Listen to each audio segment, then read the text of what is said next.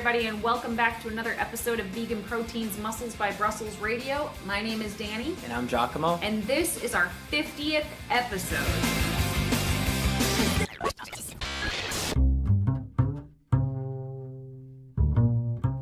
Yay! I've been waiting to say that for I want to say almost 10 episodes, and I didn't even get a chance to say it because we go, I don't know if you guys can tell. I'm sure they can't. But we know, we take turns with the intro. And I was like, who's it going to be? Do you want to say this is our 50th episode? Go ahead. And this is our 50th episode. Hell yeah. God. Thanks, babe. Anyway, so yeah, back to recording multiple episodes in a day, which I kind of like it this way. I feel like we just get into the zone and the conversations they just flow a little better that way, you know? So when this episode comes out, I believe we are going to be heading down for the Orlando Europa, which is going to be in Orlando.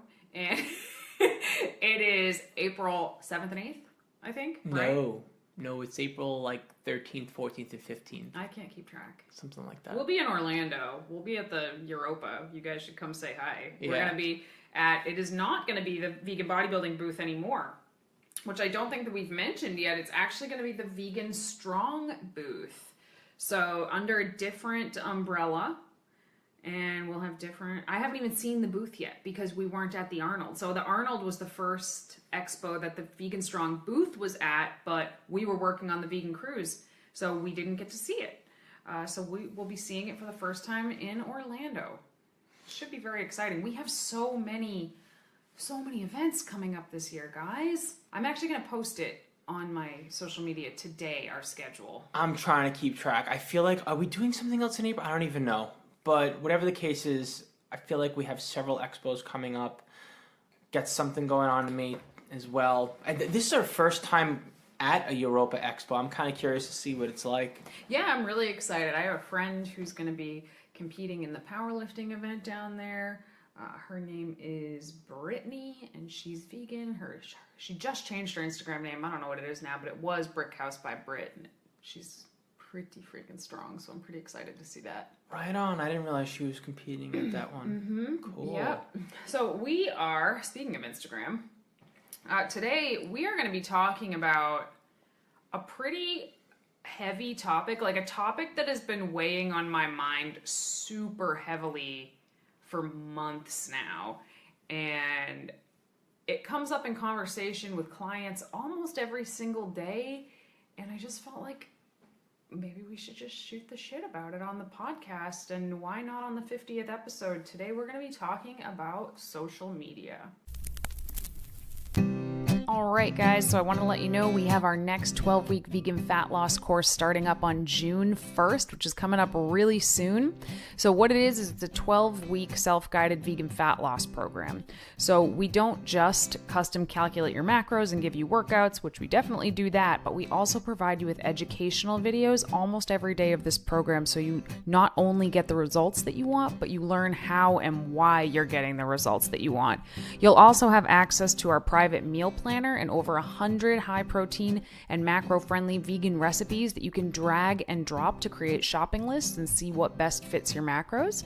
You'll also be added to our private coaching community online, and you'll also get a copy of my ebook Flexible Dieting for Vegans so that you can learn all about how to count your macros before you even begin. So we are offering a special discount specifically to Muscles by Brussels Radio listeners. So if you are interested in that, you can go ahead and go to bit.ly/vegan fat loss course, and the coupon code for you guys is MBB Radio, and that gets you $25 off of the program. Of course, if you have any questions, don't hesitate to shoot them at us at info@veganproteins.com. That is a very big topic. I don't really know how we're going to break this down. There's so much to talk about. I don't even think we can break it down. All we can do is really just talk about our own thoughts on this one. So, I mean, obviously, in many ways, social media is a blessing, and in many ways, it's a curse. I mean, I kind of remember, when we first started going on the Facebooks and the Instagrams. And I kind of remember it was maybe like 10, 12 years ago or something when social media tools first started being used on a grand scale, you know, like Facebook, I think, started with students, right? And then it just became something that everyone used. And then Instagram blew up, and it seems like the certain sectors were drawn to Instagram, and I would say fitness is one of them, and that still holds true to this day more than ever, really. And I think when it first happened, it was kind of just fun to just be able to, you know, connect with others who were interested in the same sports as you and whatnot. And it's just turned into a whole different beast at this point, you know? And I would have to say, like, if you were asking my opinion, I think that the algorithms are largely to blame for that, you know, like just making social media more of a business than anything. And I think it's gotten to the point where posting for those who at least have, you know, for business owners or for fitness professionals, moreover, it's gotten to the point where every single thing you think about that you post, you have to think to yourself, is this going to get attention? Is it and the ways that posts are getting attention, you know, whether there's the hypersexualization of a physique, male or female, for example, like there's just no end to the extreme. And then, you know, you have these algorithms that sort of cut others down that are not going to these extremes, and you're sort of measured up to these expectations as a fitness professional. I mean, this is just one diatribe that I'm going on, but I think social media in general kind of perpetuates this. Kind of? No, it is it. It's where it's coming from. The number of people that I talk to on a daily basis that are very anxious about their own progress and their own sort of status, largely because of social media, it's astounding. And of course, like, you know, I know VeganBodybuilding.com wasn't social media per se, but it was the internet, and that's literally how you and I met, 𝐬𝐿𝐾𝐭. Like, we have met, almost all of our friends, literally, no joke, almost all of our friends that we communicate with on the regular now, we met them on the internet. Like, we didn't just happen to meet in passing. Almost all of our friends are from the internet. So there is a huge blessing to that, and a lot of these people are like, obviously, or they wouldn't be our friends, they're amazing human beings that we love and are super grateful for. But on the flip side of that, like 𝐬𝐿𝐾𝐿 just said, I don't think that social media is fun anymore.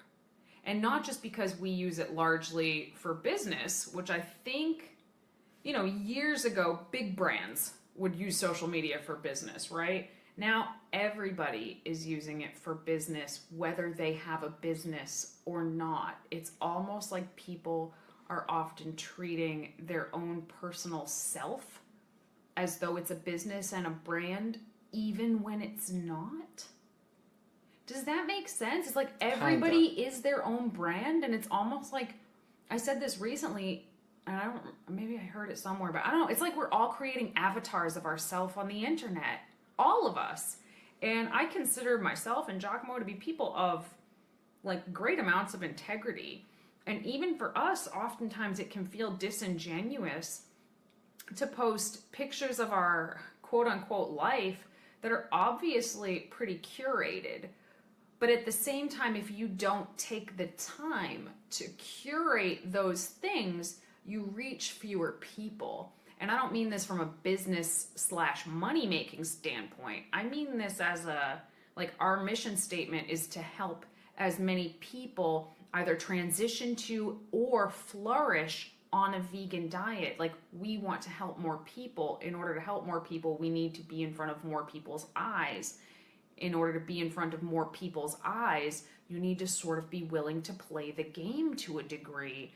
And for me, this is something that I wrestle with literally on a day-to-day basis because it feels phony to me. I think that you can find your audience within like the social media marketplace, so to speak. But that doesn't mean that you're going to be left unscathed by the demands that social media puts on you, whether you're trying to have social validation amongst your peers just as a person and not even necessarily a fitness professional in any way, whether you're a small business owner, whatever the case is. If you're out there putting your stuff into the internet ether on social media, you're going to get sized up by the social media tools, whether you like it or not. Like, everyone feels it when they get rewarded with a like or a comment or not. And like it or not, that does play on your psyche to some extent. Oh yeah, totally. I mean, I certainly don't think that I'm above it. Like, I don't think any of us are above it. A whole bunch of people start following you and suddenly give a shit what you have to say. Like, that feels good. It feels like, yeah, man, I'm doing the right thing. And when the opposite happens, of course, the opposite feelings are true. But yeah, I don't know. I feel like it's something that a lot of people struggle with, and it's certainly something that I struggle with, and you know, because I talk to you about it like all the time, how it is maddening to me to feel like we need to like put on a show sometimes. And it's one of the things that I fucking love about this podcast, is that this podcast especially does not feel like a show at all. We're sitting here in our pajamas in the kitchen drinking coffee and talking about social media, and I really, really love that, and we appreciate you guys for listening.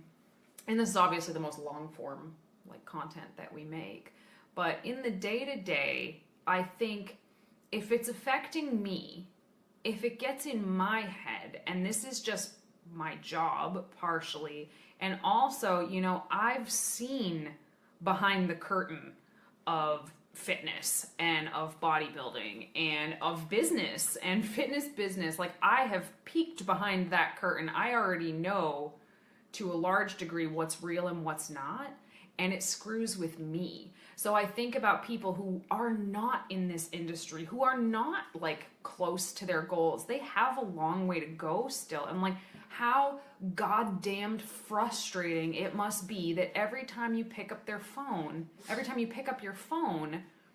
there's thousands and thousands and thousands of people who just seem like they've gotten it right from the get-go. And I think once upon a time, like you said, when social media was new and everybody was using it very innocently to like connect with other people, to motivate one another, I feel like it was pretty motivating back then. But now I feel like it demotivates more people than it inspires. So I guess the real question here is just how toxic is social media versus it being a place where you can benefit, like a playground that you can benefit. Well, I'll tell you this. Being in. I read a really fascinating article of the creators of Facebook.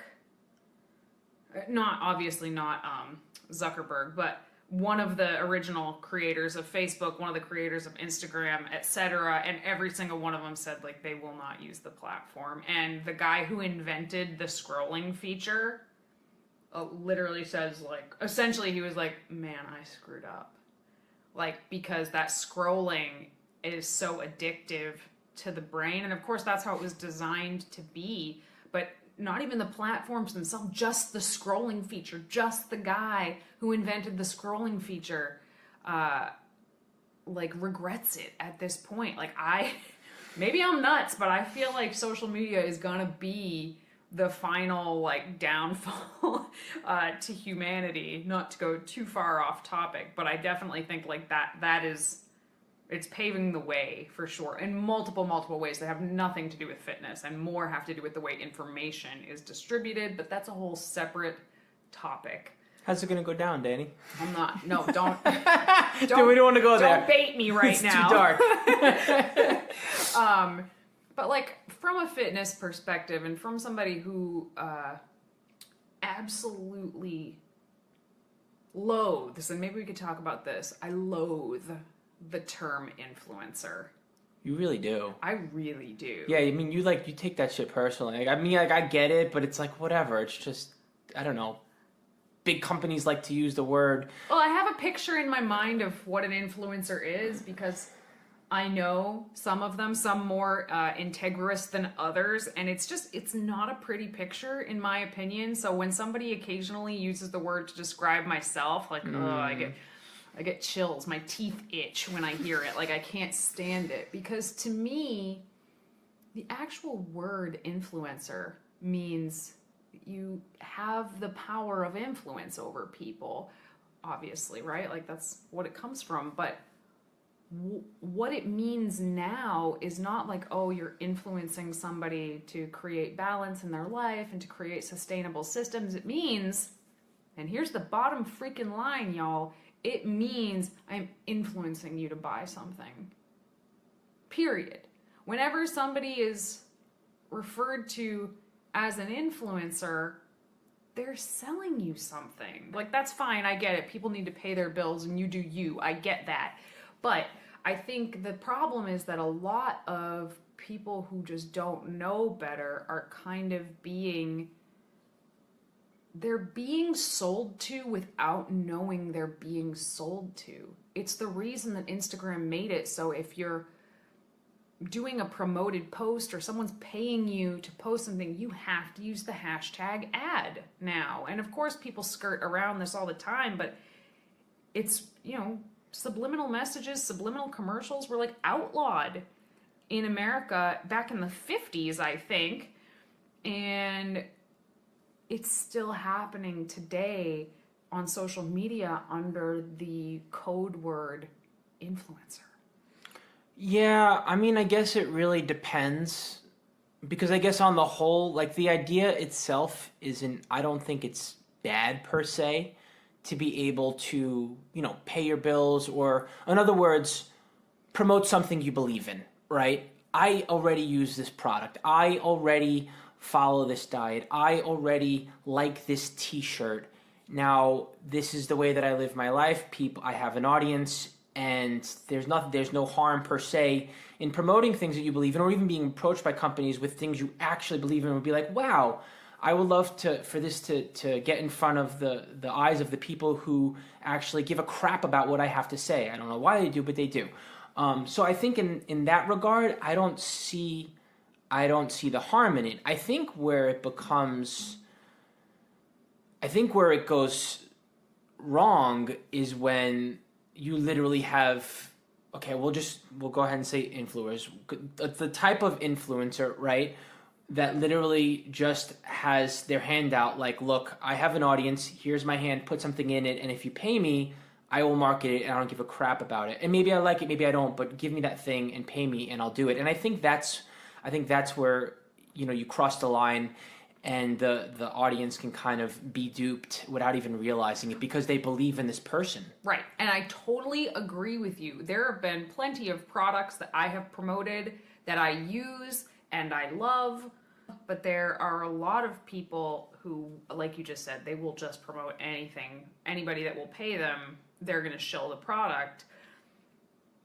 That's whatever. I think the issue is the number of people who don't know they're being sold something. They don't know they're looking at an ad. They think they're looking at you, the human. You're watching an ad and you don't even know it.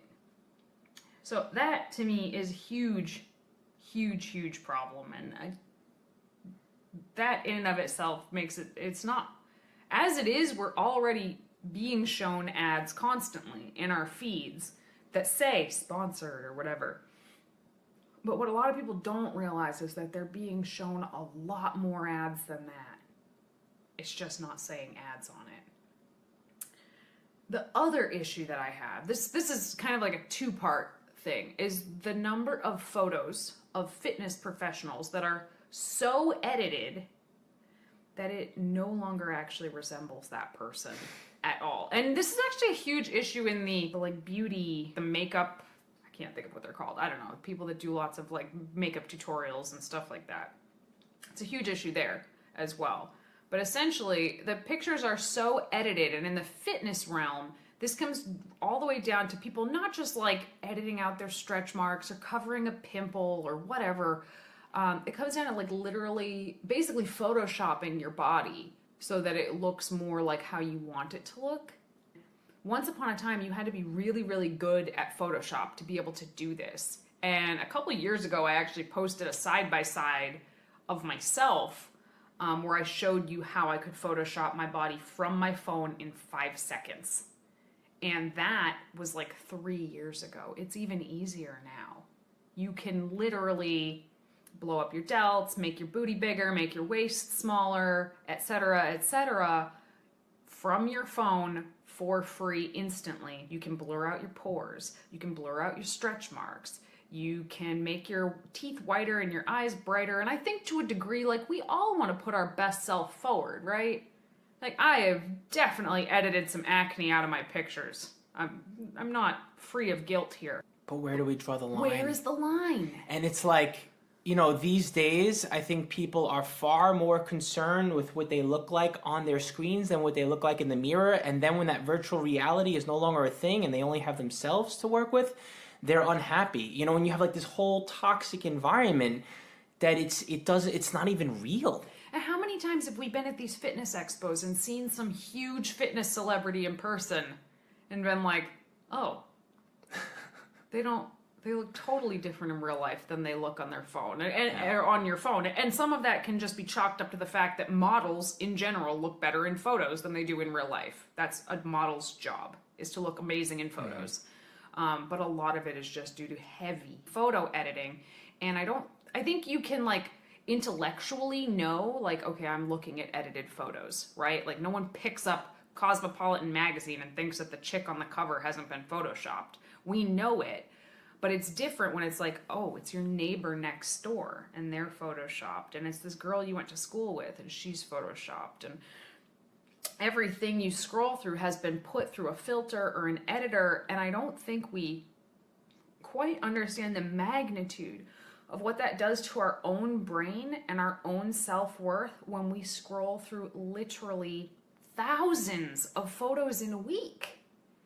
And we just see it over and over and over. And we're seeing maybe one shot out of 1,000 that were taken that day that was the perfect shot with the perfect filter, run through the perfect editor, photoshopped just so, like... Could have been shot a year ago. Oh, for sure. Like, the effect of this on our brains over time, I think, is a lot more profound than people realize it is. And along with the body editing, the steroids, man. Like, we did a whole podcast on steroids, and hopefully we kind of illustrated the fact that it is a lot more common than people realize it is. And I think that's always been true, but now with the surge of social media, it's even more true. I was listening to this incredible podcast. It's Omar Issa.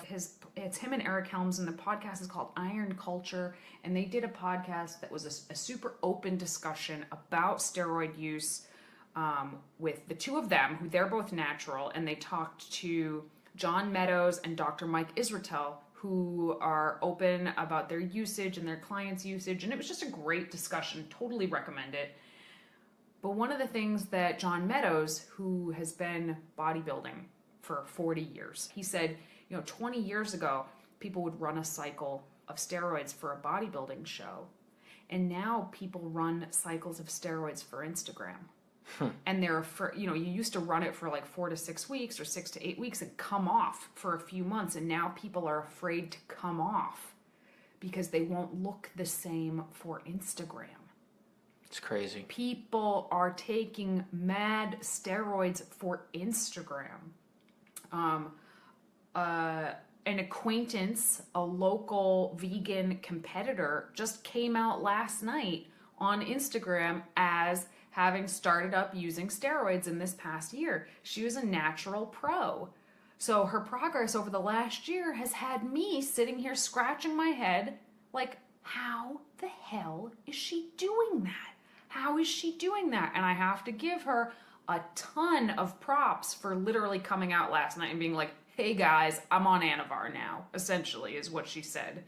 And I was like, oh, all of that makes sense. But for the past year, I've just been watching this going, how the hell is she still able to get results like this? Like, happy for her, of course, but what the hell?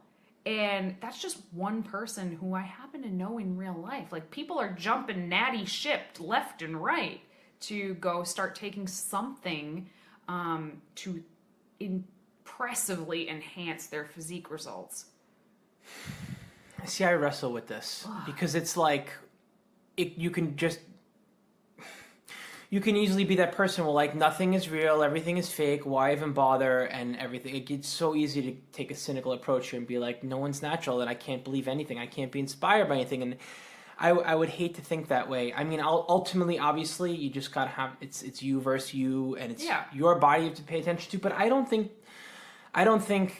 that it's healthy to have a jaded opinion of the fitness industry in general, because, I mean, yes, steroids run rampant and the athletes who are enhanced tend to get ahead of the athletes who are natural, but there are plenty of natural athletes out there.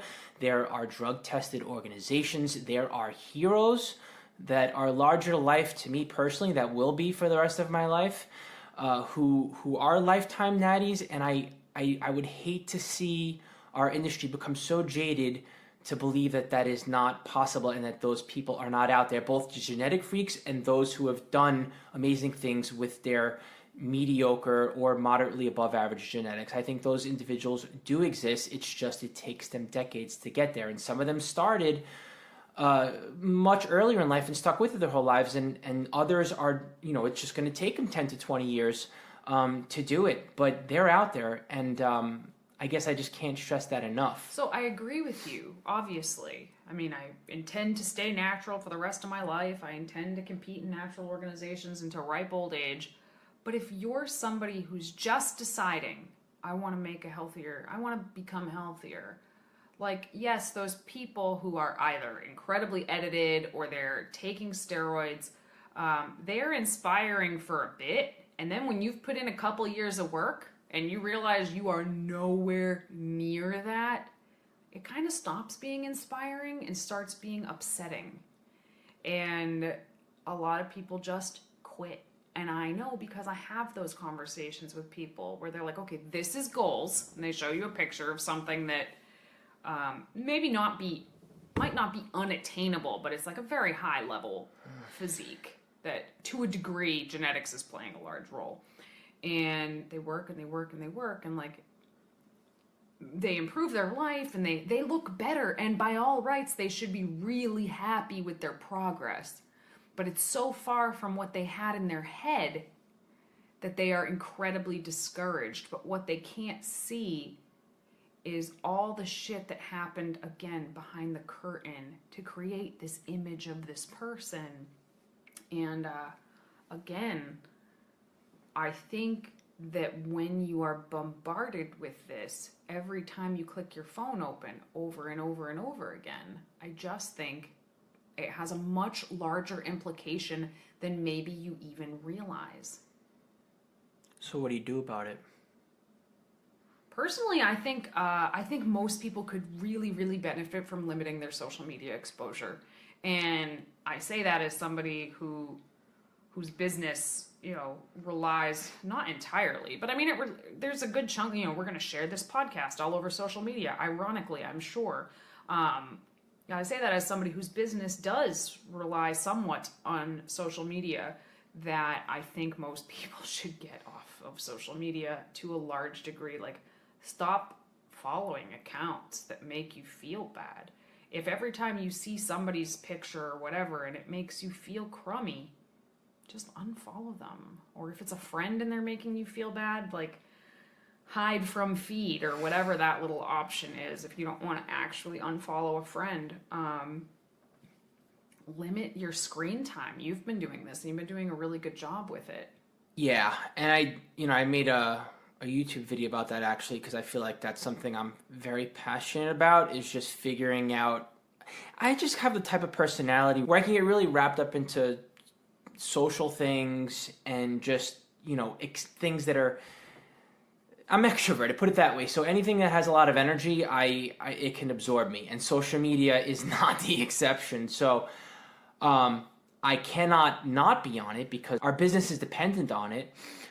but I think there's ways to limit screen time. So what I do is from 5 a.m. to 10 a.m. I lit my social media. I use screen time on my Apple phone, and that just basically, it's a way to restrict my usage of anything on my phone, really. So I set it to my social media apps. 5 a.m. to 10 a.m. in the morning, I cannot use social media. I swear to you, for like 3 weeks straight, and even to this day, when I'm having my morning coffee, I stare at my phone and I stare at, and as silly as this sounds, I will admit it to you, I stare at my phone and I stare at those apps that are grayed out and I try to tap on them because that's how addictive it is to me. And then I'm like saying to myself, oh, okay, at some point my brain's going to get warmed up here. I'm going to start thinking about what I actually want to do, and then I'm going to do it. And I'm okay. I'm like, I don't know, man enough to admit that, I guess, for lack of a better expression, that I need that kind of help in my life. I'm not too proud to say that.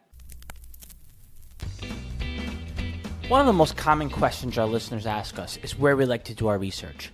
In this day and age, we're hit in the face by information everywhere we turn. So it's important to be selective about what content you choose to consume with your time to make sure it's time well spent. 𝐼 in the Hole is a monthly publication called MASS, or Monthly Application in Strength Sports. Each month, we receive the latest issue of MASS with articles that are specifically curated for strength sport athletes, coaches, and fitness enthusiasts in a consumable, easy-to-digest format.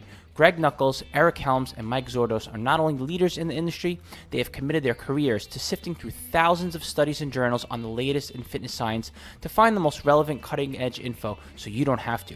If there was only one research source you could spend your time and energy reading to keep up with the evidence-based fitness world, in our opinion, it would be MASS.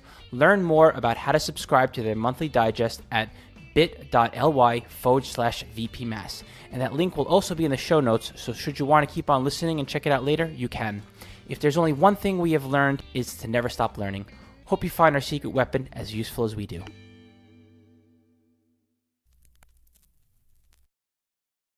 Well, yeah, I mean, we're in an awkward situation where we have to be on social media for work all the time.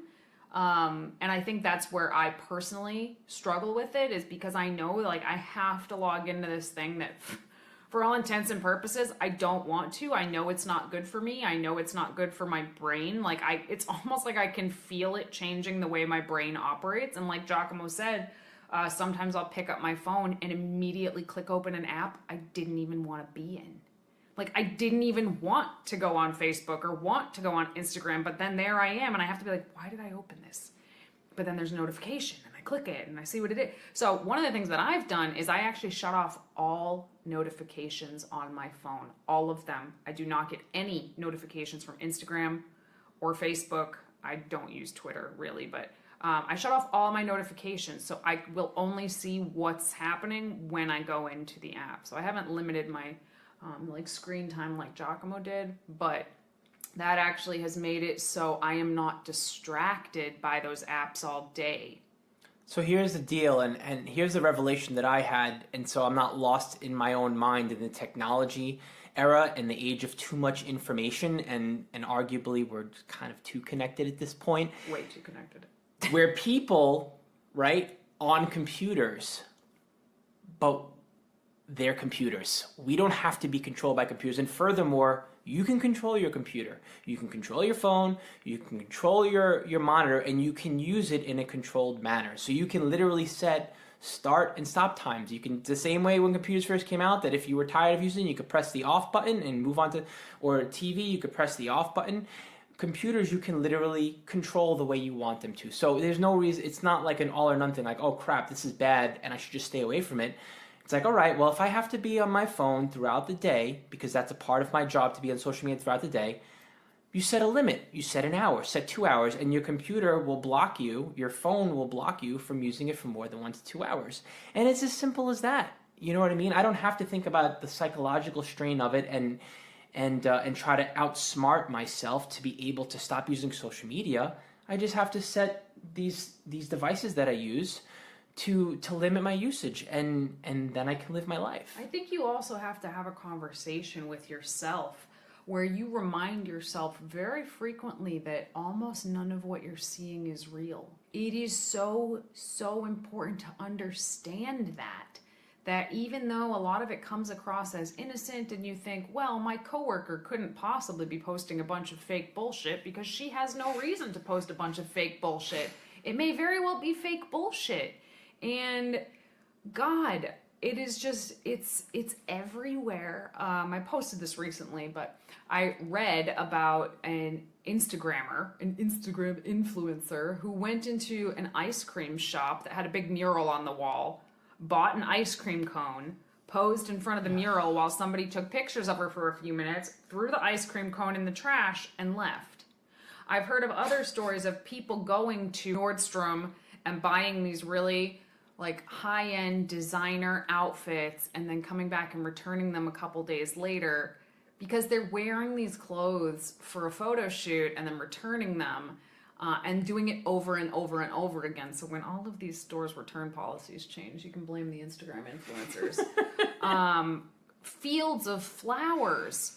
Like, you know, in the springtime, those huge fields of sunflowers you see sometimes. Like, those fields have had to be shut down to the public because Instagram influencers are ruining them for everybody by getting in them and, like, smashing all the flowers. Like, for what? For what? For a shitty picture that looks the same as every other shitty picture that sells some freaking CBD oil that no one wants. Like, I can't wrap my head around it. And I guess I just wanted to make this podcast to share with you guys. So we are by no means like mega social media stars by any stretch of the imagination, but we have had some modicum of success on social media. And, you know, just sharing our ideas and our content and our videos and podcasts that we hope are helpful to people.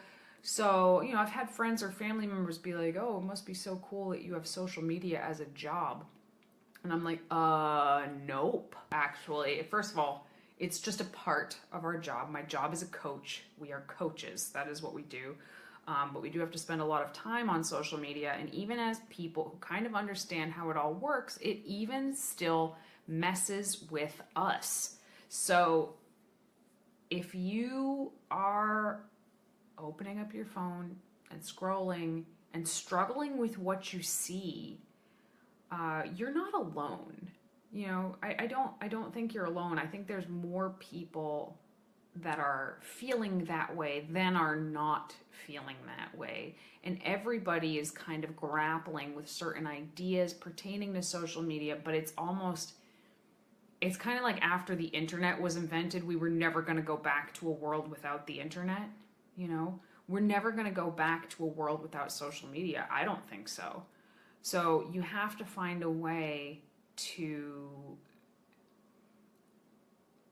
if it's going to be a part of your life, because it's definitely not going to leave this culture, but if it's going to be a part of your life personally, you have to find a way to implement it in your life healthfully so that it doesn't detract from your quality of life the way it is more or less intentionally designed to do.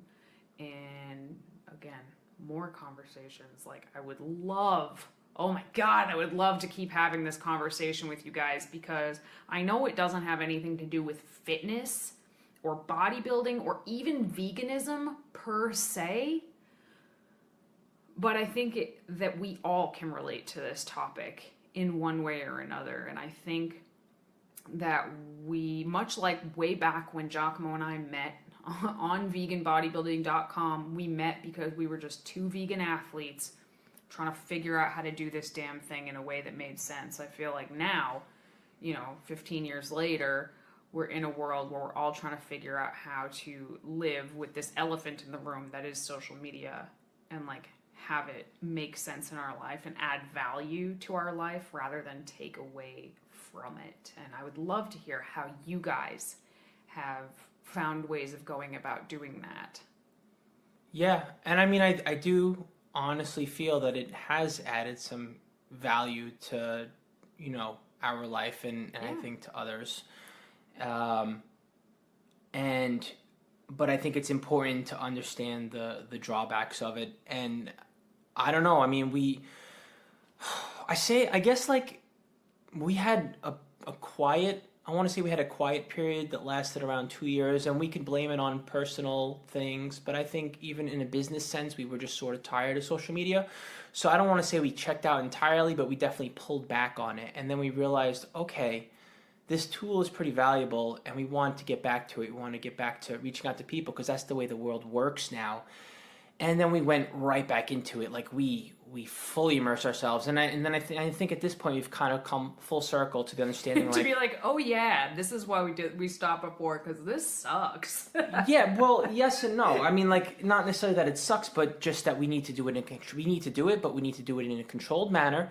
And we need to basically be able to check in and check out from it. And I think that's the ongoing challenge. You know, how do you check in and check out from it? I mean, yeah, you know, even when you're not on your phone, because your phone won't let you, if you're me, you're still thinking about it. Well, Robert Cheek actually did a really great, so I don't know if any of you guys noticed, and he'll probably never listen to this because he's a punk. I'm going to tell him to. We'll see. Robert Cheek checked out of social media for months and months. How long was he off? I don't know. It was more than months. It was well over a year. I mean, he was off social media. He did not use social media at all because, and I don't think I'm outing him at all. He said it himself in his emails. Like, he has a very addictive personality, and he essentially was kind of like addicted to social media and posting pictures and liking and getting comments and all of that jazz. So he checked out for 6 months. But much like, and he accomplished a ton in 6 months because he was not distracted by social media. But now that he's realized for business purposes, he kind of has to come back to it. One of the things he did is he only put Facebook and Instagram on his iPad, which is at home. So he does not have social media on his phone at all, so it cannot distract him when he's out. He has to be at home on his iPad in order to do anything on it, which I also thought was like a pretty neat thing. So like we're all kind of sorting our way through this, and I wouldn't be surprised to find out people that literally live their lives on social media, people with millions of followers. I wouldn't be surprised to find out that they struggle with it to a degree as well. So anyway, I hope this conversation was interesting to you guys. It's our 50th episode, so we decided to do whatever the hell we wanted today. But I guess we can answer some questions, huh?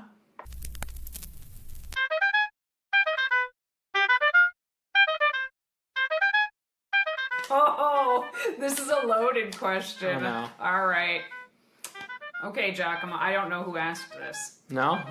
What do you do when your spouse or partner is struggling? What do I do when my spouse or partner is struggling? Yeah, I assume with fitness or diet. Ah. Choose your words carefully here, bud. Oh boy. All right. Well, when let's say hypothetically Danny is struggling with something, and I whether I am or whether I'm not, it doesn't matter. First of all, I think it's easy when someone is struggling to be like, "Hey, I'm struggling too," and that's mistake number one. We all struggle, we get it, but when someone is struggling, it's not about your struggle. Like, there's no need for you to relate to them. I think step one is to listen to their struggle. And you know, it doesn't matter where you're at. Maybe you've never struggled with what they're struggling. Maybe you have struggled with what they struggled before. But at the end of the day, like, you really just you're there to support them and their needs and sort of help. I think one, you just got to make sure that they're being heard, because if someone's not being heard, like, what's the point? Like, how people need to come to things on their own, right? So you might have the solution. You might have the answer. You might be looking at your partner or spouse is struggling on the outside and be like, oh, silly, I know what you're going through because I've gone through it before, and this is fitness, and I have the answer because I'm a coach and I'm a professional as well. And it's like, no, even amongst two coaches that are also husband and wife together, like, you still need to help that other person by listening to what they're going through and allowing them, giving them some space basically to feel comfortable being vulnerable with you. And no matter how obvious the answer might be to you, the answer to someone going through a struggle, it's going to be different for everyone. It's the same thing with my clients, right? Like, each one of my clients is an individual, And just because I'm familiar with whatever it is they're struggling with doesn't mean I have any idea how they're going through it. So it's a matter of listening, I think, to your spouse or partner's concerns and their needs, make sure that they're being heard, understand how it's affecting them. And you might have some advice once they're like, hey, what would be your advice? I think you still tread lightly there. Maybe give them a little bit of info, but I think at the end of the day, it's more about just being emotionally supportive, I want to say, and listening. I think that is at the bottom of the pyramid when it comes to someone's struggles. I don't care what the struggle is, even if it's something you know so much about. And then really only giving them some sort of constructive criticism if they're explicitly asking for it. And then even then, I think you tread lightly. All right, Dan, I got a question for you. Pros and cons of reverse dieting. Right time versus the wrong time, and how do you measure success? I guess like the success of a recovery or reverse diet period. So first of all, the way I would measure success is how much were you able to adhere to it. That to me is the number one measure of success. Not your body composition, not your amount of weight regain, not this or that. How much were you able to adhere to it, and how did you feel mentally about it? Because to put it in not so scientific terms, people are crazy at the end of a diet. They're crazy, and everybody is. I have not met one person who at the end of a diet isn't dealing with some sort of psychological ramifications of being on a diet. So what is the question? Pros and cons of reverse dieting, right time versus wrong time. So a reverse diet is when you walk calories up very, very slowly to try to maintain a weight loss. So when is a reverse diet appropriate? We actually did a whole podcast on reverse dieting many years ago that we have since deleted because we changed our stance on it so much that I didn't want people to listen to it and try to do it. We deleted the whole episode? Yeah, it's gone. Oh, I didn't know that. Now you know. We have an episode called Revisiting Reverse Dieting. Okay. But yeah, that's how much we changed our stance on reverse dieting after trying to execute reverse diets with probably close to like 30 clients and watching them struggle and fail and fall off. We completely changed our minds on them. So the goal is to keep your weight the same and walk your calories up. So most of the time people were doing this right after a contest prep, which in my opinion, one, you can't maintain that weight. You shouldn't maintain that weight. There's a laundry list of reasons why you shouldn't try to maintain a contest prep, a stage ready weight and level of body fat. It's not healthy for probably like 95% of people. And then the other 5% are they're kind of freaks that their bodies just want to stay there. But the rest of us, it doesn't. So when you try to walk calories up slowly, all you're doing is extending the diet longer. And eventually you're going to have such a big bump in calories that you're going to end up regaining much necessary weight, but you're going to feel like a failure. So the intention here is important. So in this case, we recommend a recovery diet, not a reverse diet, where that is where you basically have a big initial calorie jump right after competition prep. You just accept the fact that you're going to gain about 10% of your weight back over the next 6 to 8 weeks. And that's that. You get back to a healthy place faster.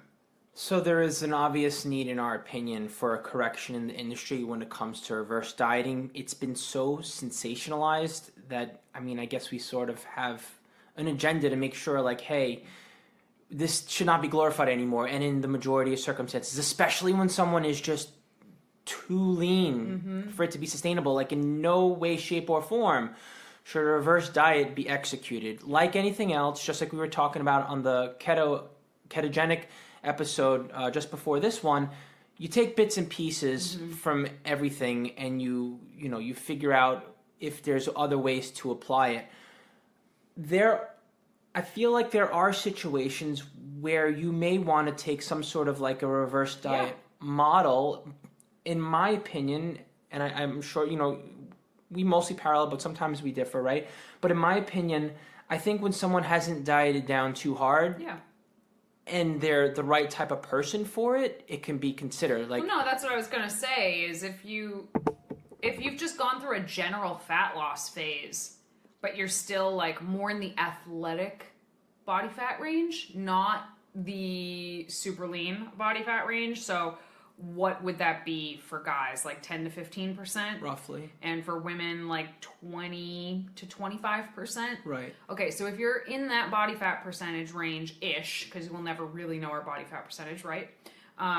And that's where your diet ends, then I think that's an appropriate time to reverse diet, because that's not super lean, but it's a healthy lean that you could maintain.